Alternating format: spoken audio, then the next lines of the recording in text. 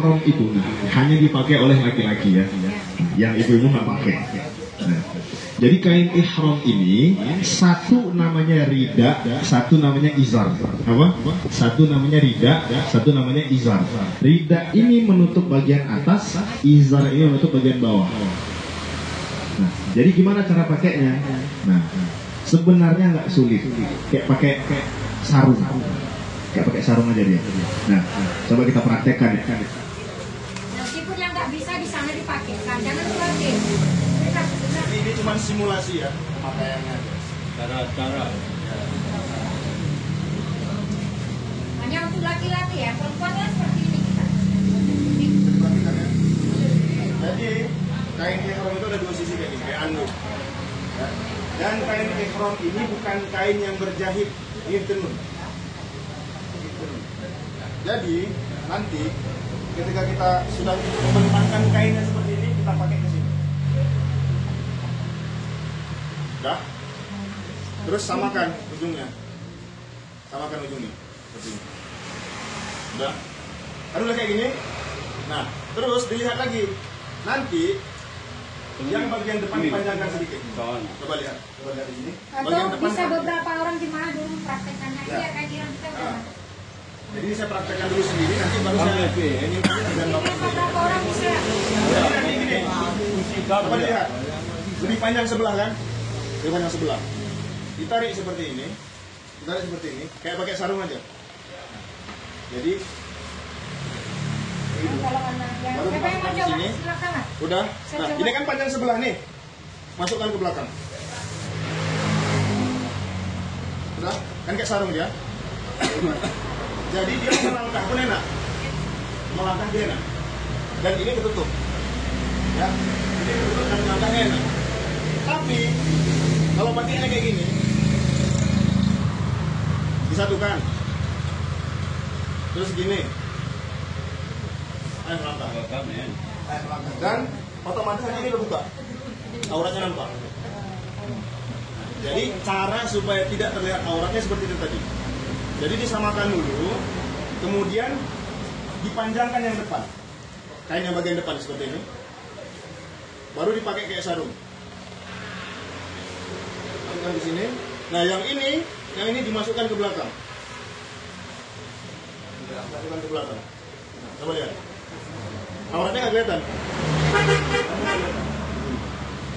Ya, baru diikat. Ya, kalau ikatnya kuat, insya Allah 1 hari tahan. Habis. Dan ini ditutup, besar ditutup. Nah, ini udah selesai kan? Yang ini, jadi batas maksimumnya segini, jangan lebih. Karena nanti ada orang Arab yang mungkin tinggi sampai segini dia. Udah? Nah, baru cara pakai yang atas. Yang ini udah selesai. Nah, mau melangkah pun enak, ya kan? Sekarang ini yang atas. Yang atas itu jadi pakai kayak gini juga, disamakan ujungnya, baru ditarik. Sama. Mudah. Ya. Nah, tapi ketika pemasangan ini dites, bisa nggak dia angkat takbir? Karena ada kayak gini aja takbirnya. Karena ketahan kain. Ya, tertahan kain. Jadi ujung ini ditarik, dimasukkan ke lipatan belakang. Gini. Jadi takbir itu enak. Takbirnya enak kalau kayak gini. Nah, nanti ketika tawaf, bagian sebelah kanan dibuka. Sini. Ketika tawaf. Ketika tawaf. Tapi ketika sholat dipasang lagi. Jadi intinya cara makainya seperti ini. Ihram itu nggak ribet. Tapi kalau misalkan memang takut dia runtuh, karena nanti yang bapak-bapak udah nggak pakai apa-apa lagi di dalam, cuma 2 kain. Nah kalau runtuh yang bawah kan ngeri juga. Mohon Nah, kan? maaf langsung aja Ustaz, tidak boleh pakai celana dalam pun Ya. tidak boleh ya. Bapak-bapak ya. Nah, jadi kalau misalkan memang ragu, pakai ikat pinggang ini. Namanya tidak boleh memakai pakaian berjakit. Intinya itu. Itu bagi laki-laki. Pakai ikat pinggang kayak gini. Kalau misalkan enggak agak ragu. Jadi cara pakai itu tadi ya, disamakan dulu ujungnya, kemudian nanti dilihat. Mungkin ada pertanyaan Bapak? Yang kita Ya, sampaikan langsung. silakan ambil. Coba terus.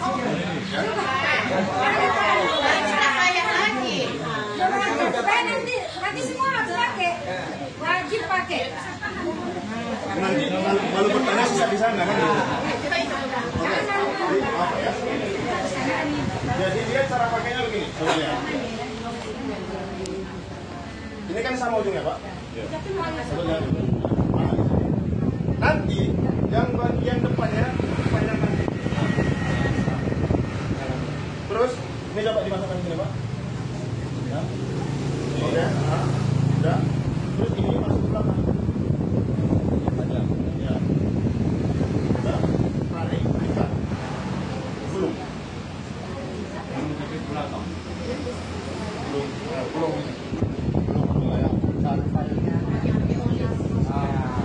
Coba melangkah, Pak. Nah, enak kan? Nah, ini cara pakai ihram. Jadi supaya enak melangkah, supaya ini nggak mudah jatuh. Nah, terus bagian atas.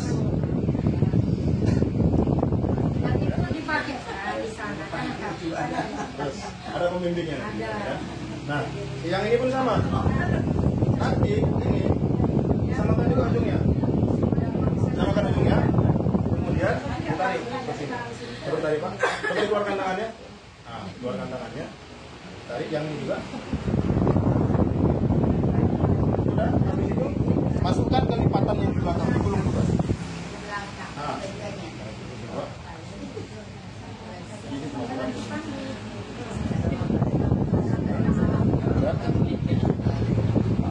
Coba angkat tangan, Pak.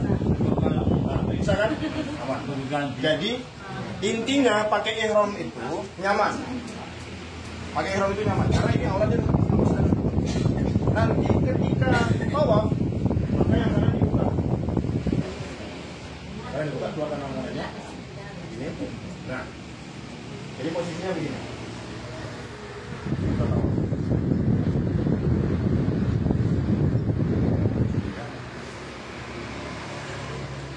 Ini. Jadi bahu kanannya terlihat, bahu kiri tertutup. Ini nanti ketika tawaf. Tapi nanti kalau sudah selesai tawaf, pas sholat sunnah tawaf, ditutup lagi. Tutup lagi. Nah, oke. Nah ini pemakaian ihram segini aja. Nah, biar jadi gambaran. Sampai di sana nanti cara pakainya. ulang lagi, pakai sendiri coba. Oke.